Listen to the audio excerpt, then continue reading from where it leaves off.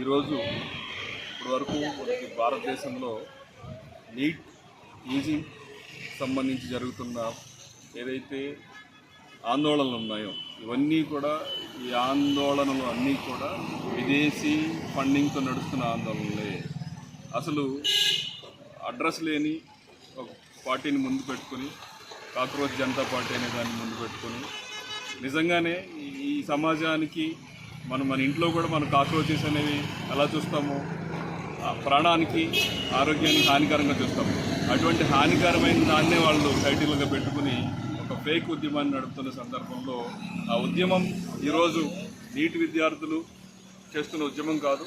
ఎందుకంటే ప్రభుత్వము ఖచ్చితంగా ఒక మ్యాండేటరీ ఫీల్డ్ తోటి ఒక బాధ్యతాయుతమైన అడ్మినిస్ట్రేటివ్ పద్ధతిలో ఎగ్జామినేషన్స్ కండక్ట్ చేసిన సందర్భంలో మే 3న కండక్ట్ చేసిన ఎగ్జామ్కి సంబంధించి ఒక గెస్ట్ పేపర్ ఒక విద్యార్థి ఎగ్జామ్ రాసిన తర్వాత వాళ్ళ మిత్రులతో చర్చిస్తున్న సందర్భంలో ఆ గెస్ట్ పేపర్ని పట్టుకొని ఆ గెస్ట్ పేపర్లో ఉన్న క్వశ్చన్స్ మెయిన్ పేపర్కి సరిపోలేని అని ఒక ఆరోపణ వస్తే దాన్ని సుమోటోగా తీసుకుని భారత ప్రభుత్వం వెంటనే స్పందించి వెంటనే మే 12న ఆ ఎగ్జామినేషన్ క్యాన్సిల్ చేసి మరింత పటిష్టంగా ఎగ్జామినేషన్ని కండక్ట్ చేసి సుమారుగా 20,50,000 మంది నీట్ యూజీ ఎగ్జామినేషన్ రాస్తే భారతదేశ వ్యాప్తంగా అందులో 60,000 మంది ఆంధ్రప్రదేశ్ నుంచి విద్యార్థులు ఉన్నారు.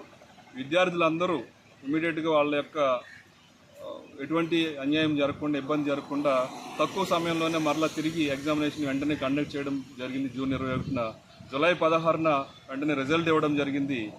ఈ రిజల్ట్ ఇచ్చిన తర్వాత విదేశీ నిధులతో నడుస్తున్న కాంగ్రెస్ పార్టీ లాంటి బీజేపీ లాంటి ఏదైతే లెఫ్ట్ వింగ్ పార్టీలు ఉన్నాయో ఇవన్నీ కూడా దేశ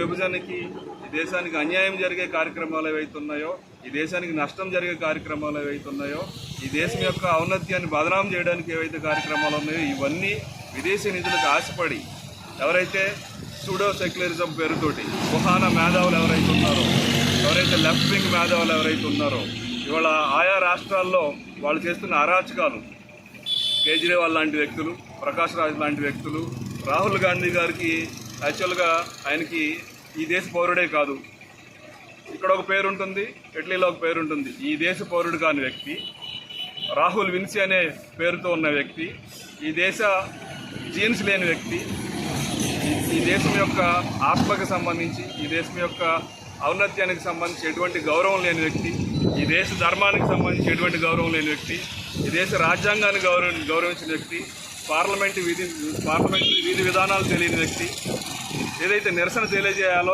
ఏ పద్ధతిలో తెలియజేయాలో తెలియని వ్యక్తి ఈరోజు అసందర్భంగా అప్పటికప్పుడు ఎక్కడో ఒక కంటెంట్ రైటర్ రాసిచ్చిన కంటెంట్ను పట్టుకుని వచ్చి ఇక్కడ మాట్లాడే వ్యక్తులు అలెఫే సడన్ ఎక్కడ ధర్నా చేయాలో తెలియని ఒక మూర్ఖత్వ విధానంలో ధర్నాలు చేస్తూ ఒక ఫేక్ నెరేషన్ తీసుకొచ్చి విదేశీ నిధులతో నడిచే పత్రికలు విదేశీ నిధులతో నడిచే ఎన్జిఓలు వీళ్ళందరూ ఇప్పుడు ఫారిన్ ఎఫ్సిఆర్ఏ ఏదైతే ఉండిందో ఫారిన్ ఫండ్స్ని రెగ్యులేట్ చేస్తూ ఒక చట్టం చేయబోతున్నారు ఈ వర్షాకాల సమావేశంలో.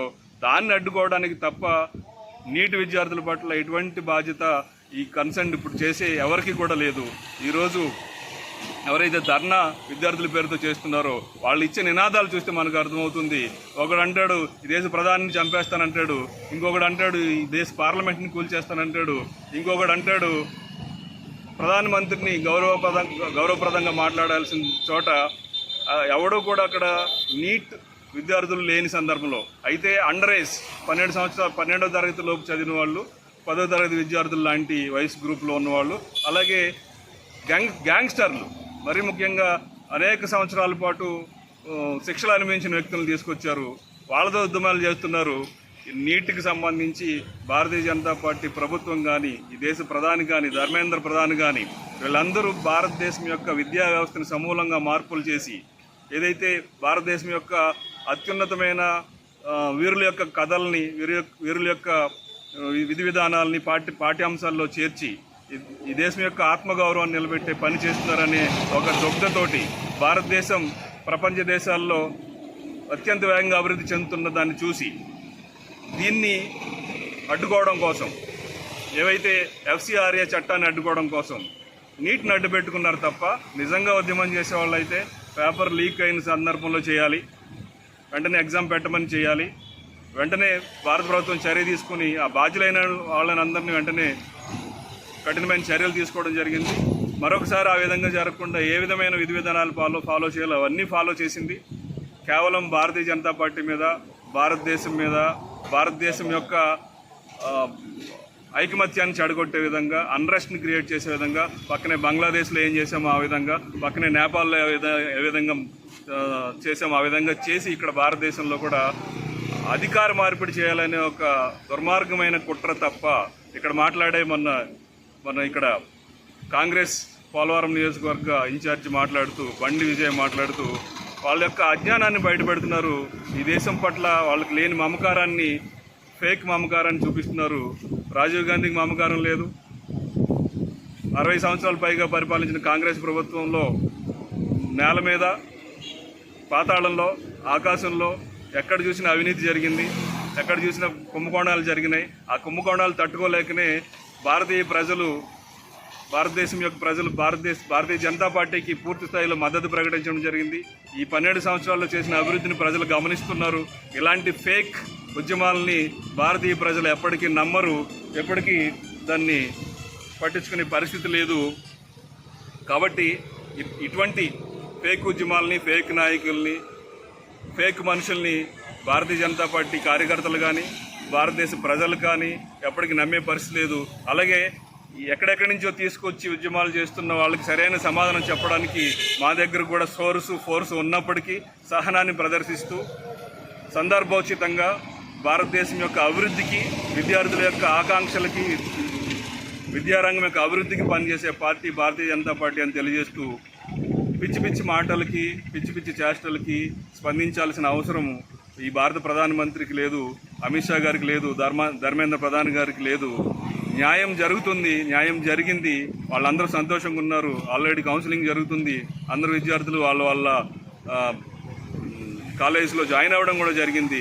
అనవసరమైన రాద్ధాంతం తప్ప, పనికిమాలిన రాద్ధాంతం తప్ప ఇంకొకటి కాదు అని చెప్పి సందర్భంగా తెలియజేస్తూ ఇప్పుడు జరుగుతున్న చర్యలన్నింటినీ ప్రజలు గమనించాలని కోరుతూ సరైన విషయాన్ని సరైన సందర్భంలో ఆలోచన చేయాలి.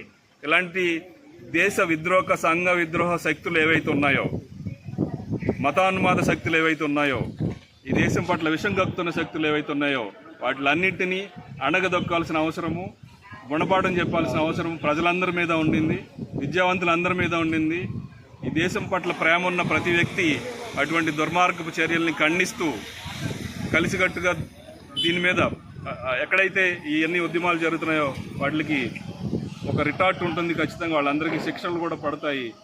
ఈ దేశం అంటే, భారతదేశం అంటే ఏదో ఒక చిన్న నేపాల్లో లేకపోతే బంగ్లాదేశో అని భావించాల్సిన అవసరం లేదు. అనేక కష్ట నష్టాలను ఎదుర్కొన్న దేశం ఇది. అనేక సందర్భాల్లో ఐకమత్యాన్ని చాటిన భారతదేశ ప్రజలు మరొకసారి ఐకమత్యాన్ని చాటి ఈ ఫేక్ ఉద్యమకారులకు గుణపాఠం చెప్తారని గట్టిగా నమ్ముతూ జై హింద్, జై భారత్, వందే మాతరం. భారత్ మాతాకు భారత్ మాతాకి, భారత్ మాతాకి.